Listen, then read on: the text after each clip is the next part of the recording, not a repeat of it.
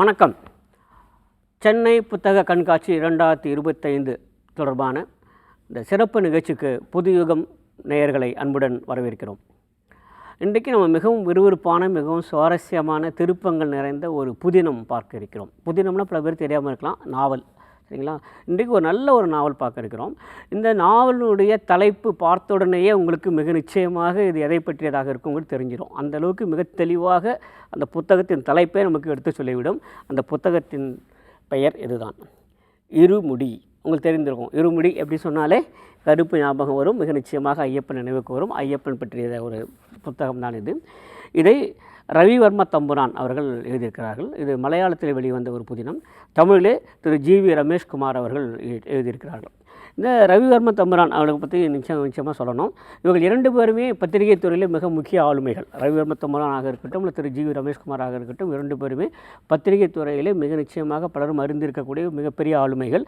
அதில் இந்த மலையாளத்தினுடைய நூல் ஆசிரியர் ரவிவர்ம தம்புரான் இவர் கோட்டயம் மலையாள மனோரமா நாளிதழில் சீனியர் உதவி ஆசிரியராக இருக்கிறார். ஒரு முதுநிலை உதவி ஆசிரியராக இருக்கிறார். ஏராளமான எழுத்துக்களுக்கு சொந்தக்காரர் அவர்.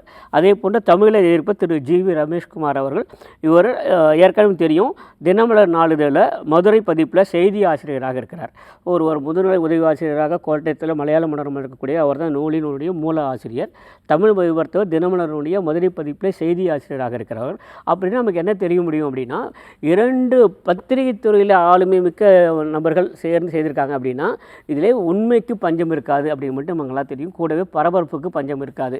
இந்த புதினத்தை படிக்கிற போது நமக்கு இது மிக நிச்சயமாக தோன்றுகிறது.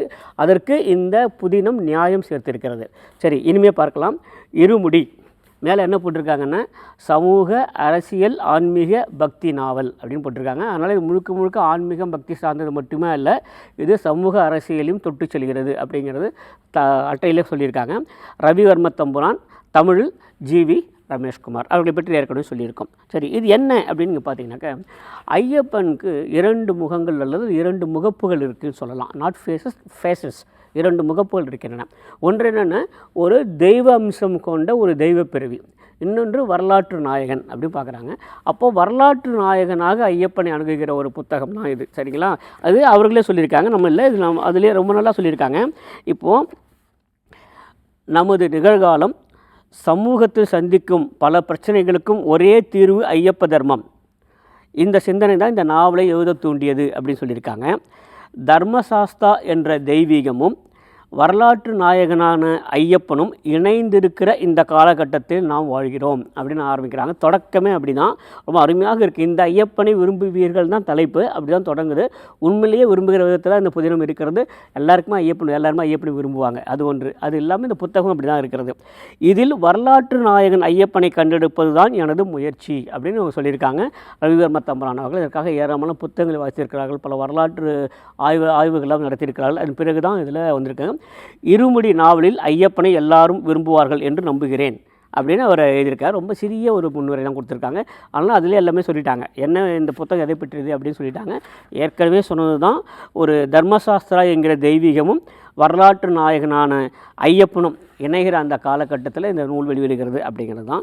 இதை பற்றி ஏற்கனவே திரு ஜி.வி. ரமேஷ்குமார் அவர்களும் மிக நன்றாக ஒரு அணிந்து வந்திருக்காங்க. அது என் எழுத்து அப்படின்னு போட்டு அவங்க எழுதியிருக்காங்க. தமிழில் செய்தவர்கள், இந்த சிலிப்பை கொஞ்சமேனும் எழுத்தில் கொண்டு வந்திருக்கிறான் என்றால் அதுவும் அந்த ஐயப்பன் ஆசியே அப்படின்னு அவங்க முடிச்சிருக்காங்க. அதாவது இந்த புத்தகம் படிக்கிற போது ஒரிஜினலாக மலையாளத்தை படிக்கிற போது எந்த அளவு சிலிப்பு உண்டதோ அது அப்படியே தமிழிலும் கொண்டு வர முயற்சி செய்திருக்கிறேன் அப்படின்னு இருக்காங்க.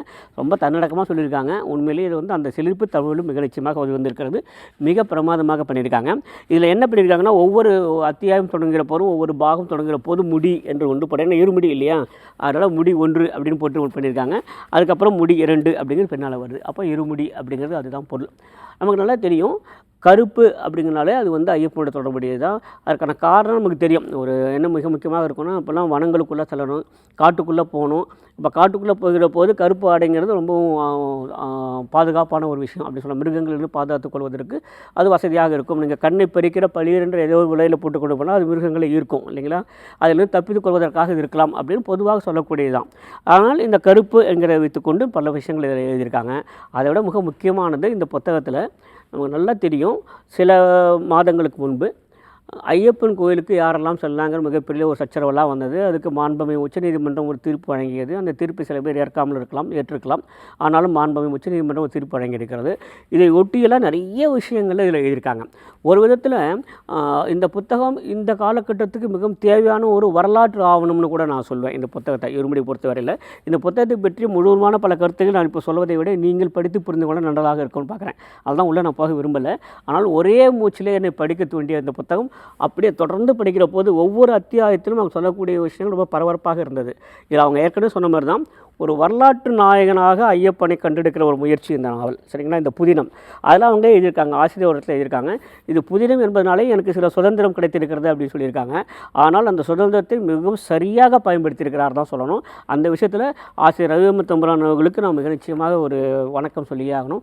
மிக நன்றாக பண்ணியிருக்காங்க. சரி, இதுக்கப்புறம் என்னெல்லாம் நடந்தது அப்படின்னா, பத்திரிகைகளில் வந்த செய்திகள், அந்த சம்பவங்கள் அதிலிருந்து தான் தொடங்குறாங்க. அதில் ஆரம்பத்திலேயே கொஞ்சம் ஒரு விறுவிறுப்பான ஒரு துப்பறியும் கதை மாதிரி தான் அது தொடங்குது. கடைசி வரைக்கும் அந்த விறுவிறுப்பு இருக்குது. ஆனால் அதை பற்றி நான் சொல்ல விரும்பல. ஒரு மிக முக்கியமான ஒரு சம்பவம் அதிலிருந்து அவங்க தொடங்குறாங்க. சரிங்களா? அதுக்கப்புறம் ஒரு கொலை, ஒரு கடத்தல், இதெல்லாம் தாண்டி அது பின்னாலே என்ன இருக்கிறது அப்படிலாம் பார்க்குறாங்க. கருப்பை கண்டால் பயம் அப்படின்னு ஒரு அத்தியாயம் ரொம்ப நல்லா எழுதியிருக்காங்க. அதெல்லாம் படிக்கும்போது இது மாதிரி எத்தனை பேர் சிந்தித்திருப்பார்கள் என்பது நமக்கு தெரியவில்லை. அந்தளவுக்கு மிக நன்றாக பாருங்க. அப்புறம் கருப்பு சங்கம் என்று ஒன்று, அதெல்லாம் சொன்னேன். கருப்பு பற்றி பல விஷயங்களை சொல்லியிருக்காங்க. ஆக்சுவலாக ஒரு பக்கம் இப்படி நடந்து கொண்டிருக்கிற போது ஐயப்பன் கோயிலில் பெண்கள் அனைவரையும் அனுமதிக்க வேண்டும் என்று சுப்ரீம் கோர்ட்டில் ஏற்கனவே ஒருவர் வழக்கு தொடர்ந்து இருந்தார். 12 ஆண்டுகளுக்கு பிறகு அதில் தீர்ப்பானது. பெண்கள் அனைவரையும் வழிபட அனுமதித்து 5 பேர் கொண்ட சுப்ரீம் கோர்ட் பெஞ்ச் தீர்ப்பளித்தது. அதில் இருந்த பெண் நீதிபதி மட்டும் அந்த தீர்ப்புக்கு எதிர்கருத்து வைத்திருந்தார் அப்படின்னு சொல்லிட்டு அதுக்கப்புறம் அதுக்கு எது மாதிரியான வினைகள், அது எதிர்வினைகள் நடந்தன அப்படிங்கிற பற்றியெல்லாம் எழுதியிருக்காங்க. இவர்கள் உச்சநீதிமன்ற தீர்ப்பு பற்றி எழுதலை, அது என்ன வந்தது, அதுக்கப்புறம் என்ன நடந்தது அப்படிங்கிற பற்றி தான் இருக்காங்க. இதில் மிக முக்கியமாக எனக்கு மிகவும் பிடித்த ஒரு அத்தியாயம் 6 பத்திரிகையும் பொய் செய்திகளும் அப்படின்னு சொல்லிட்டு ஒன்று எழுதியிருக்காங்க.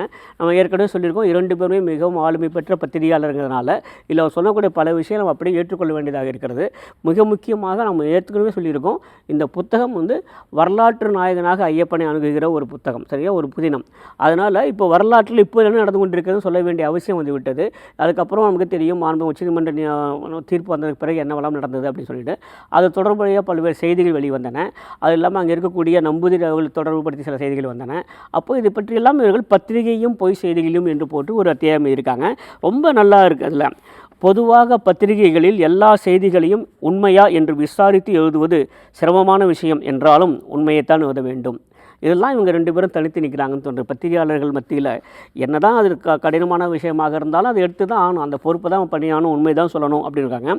சில நேரங்களில் செய்தியில் தவறு ஏற்பட்டாலும் மறுநாளே அதற்கு திருத்தம் அறிவித்து மன்னிப்பும் கேட்க வேண்டும்.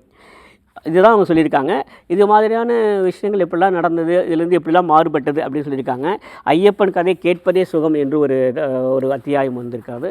அதனால் ஐயப்பனை ஒரு வரலாற்று நாயகனாக சித்தரிக்கிற இந்த புதினம் இருக்கு இல்லையா, இது உண்மையிலேயே ஒரு மிகச்சிறந்த இந்த நேரத்துக்கு தேவைப்படுகிற ஒரு புதினம் என்று தோன்றுகிறது. இதில் ஐயப்பன் பிரம்மச்சாரி ஆனது ஏன் எங்கே எனக்கு மிகவும் பிடித்த ஒரு அத்தியாயம். மீண்டும் இவ்வாறாக ஏறத்தாழ சுமார் 258 பக்கங்கள், 260 பக்கங்கள் வச்சு 60 பக்கங்கள் வந்திருக்கிறது. 360 ரூபாய் விலை.